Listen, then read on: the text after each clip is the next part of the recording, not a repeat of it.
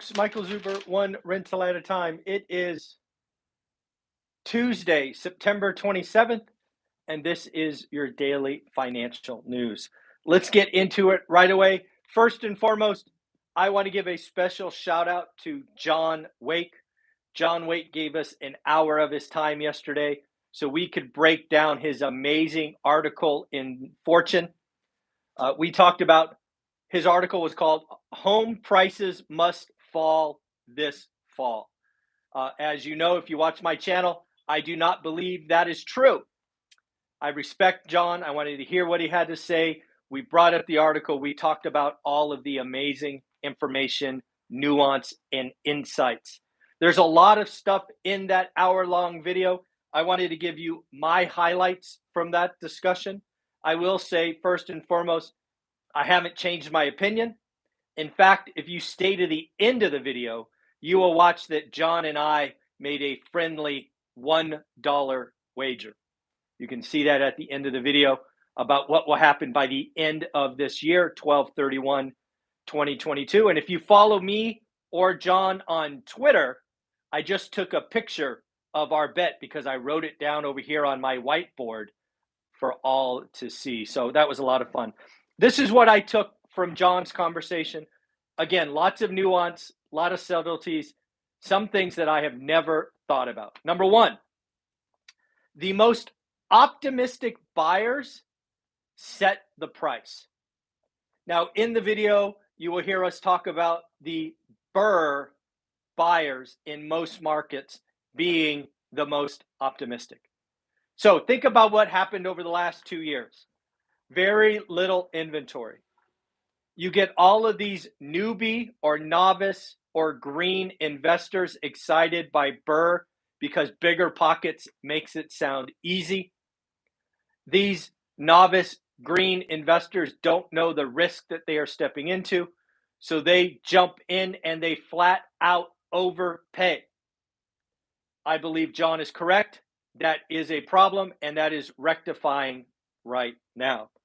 Number two, I do believe, without question, and I've said this several times, that John's nuanced understanding about consumer psychology does play in housing, both in up and down markets. Where John and I disagree is timing. That was some of the subtleties that you will see in that conversation with John. He is anticipating, I believe, I don't want to put words in his mouth, but you watch the video for yourself. I believe John believes that inventory will increase into the end of the year. And you know that that is not my belief, and hence why John and I have a bet. Number three, as I've just said, I believe John believes that inventory will increase. And if it increases, there will be some psychological threshold that will cause other sellers to sell. That is exactly what happened in the 08, 09, 10 timeframe. The first year, you can go back and look at the data, it was rather flat. And then after enough things happened, the seller psychology kicked in. So again, I am here to say that John's nuanced thinking is amazing. Where we disagree is timing. That's all. The last one. Again, John and I have a bet specifically about Phoenix, Arizona. John said, and I believe him, I have no idea this is true or not, but it is his number. There are roughly 15,500 active listings in Phoenix that is single-family homes, non-distress. John took the over. I took the under, just so you can be a part of our bet. So what did I bring to the table? What did John and I talk about as we went through a respectful disagreement? One, John talked a lot about the buyer psychology. I believe in the market they were going into, certainly the next 6 months, the seller psychology is more important. This probably is not true all the time, but seller psychology for the next 6 months is more important than buyers. How can I say that? Well, quite simply, buyer demand is crushed. Sellers can choose to sell for less. They can. I believe over the next 6 months, they won't. I believe they will look at their 3% mortgage. They will look at nothing being on the market. They will look at a recession and go, honey, we are going to stay put. So again, what I believe is seller psychology will cause us to pause, retreat, and John and I even talked yesterday in that hour discussion. Fear causes people to retreat. So that is what I believe. Two, I talked about time lags and delay. We are not going to see mass foreclosures, mass short sales. In fact, both of us discussed that what will happen this time, if unemployment spikes, banks will just give forbearance. So banks will not repeat what happened last time. iBuyers. Now, this is where I think John might be a little too myopic. He is the man in Phoenix. His data is unparalleled. His analysis is outstanding.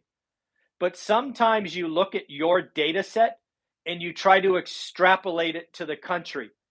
That could be a mistake. I have done that myself many, many times. Why do I bring this up? Phoenix is the #1 market flooded with iBuyer listings. I believe that is distorting inventory. It has already distorted prices, and it will distort price declines. I think when you look at Phoenix and that fact, and then you try to extrapolate to the US, which is not dominated by iBuyers, you could be misguided. And that's what I think may have happened. Next, there's something that often is called the TINA trade. There is no alternative. I believe the TINA trade applies to sellers today, at least for the next 6 months. Where are they going to go? Rent is higher than their mortgage payment. They can't move up because the math doesn't work from 3 to 7%. I believe sellers may want to sell, may want to move, may want to upgrade, but the math says no. And then finally, something that I brought up in yesterday's conversation is the 30-year mortgage below 3%, I believe, is the best asset that most people will ever own. They're not going to give it up easy. So again, go ahead and watch that conversation with Mr. John Wake.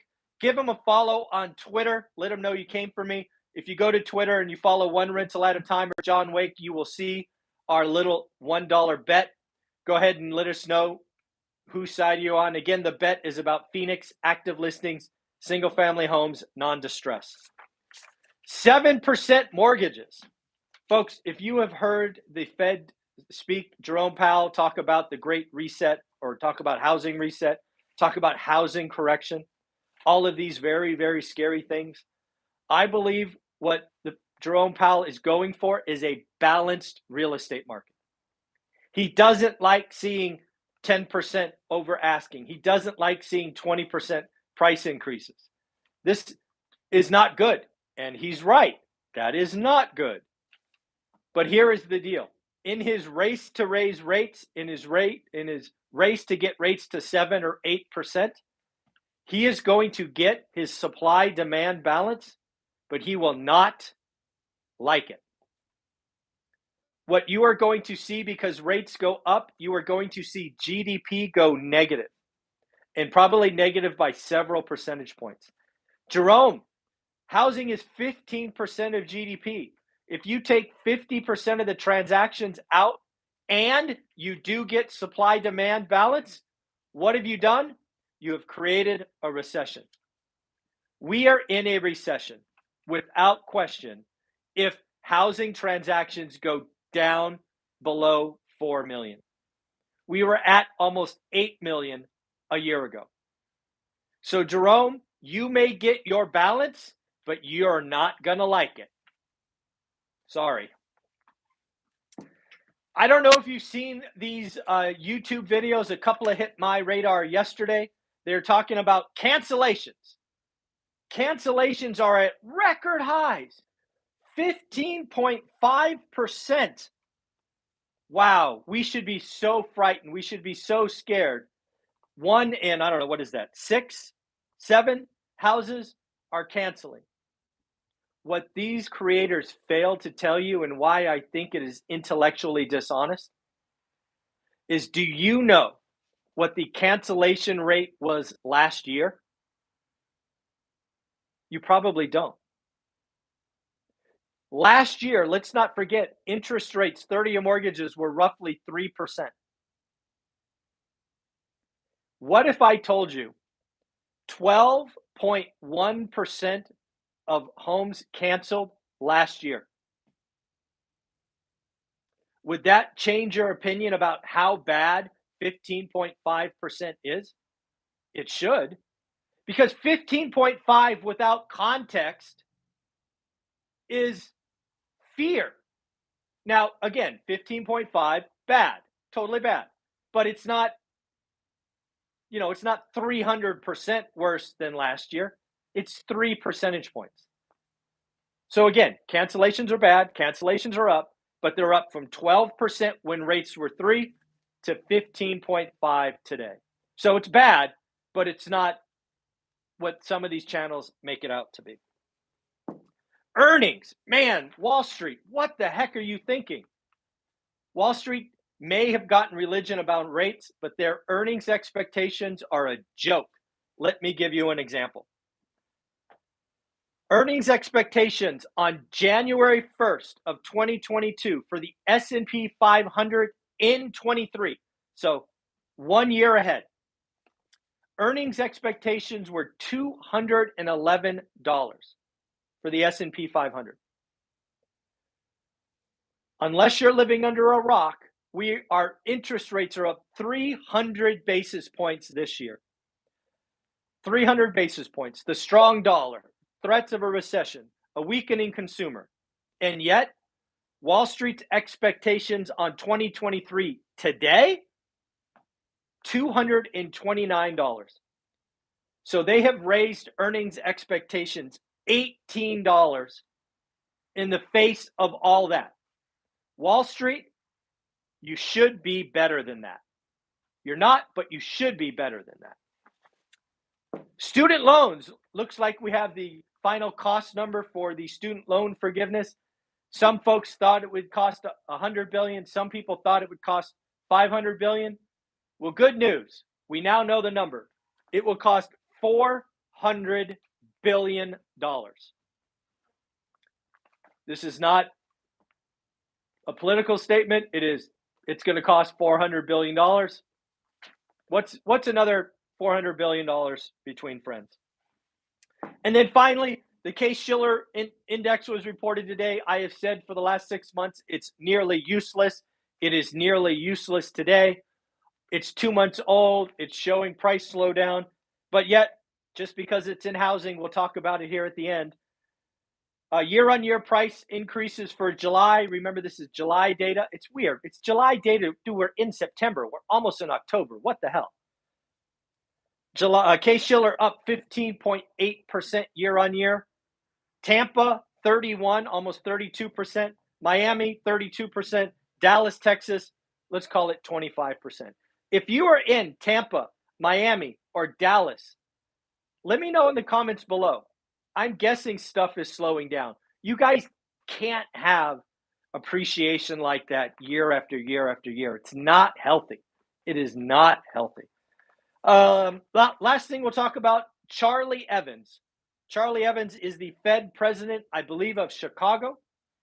He is out this morning saying he is concerned the Fed is going too far too fast. I haven't checked this morning because I've been doing videos. I'm going to guess the stock market is up, at least at the open.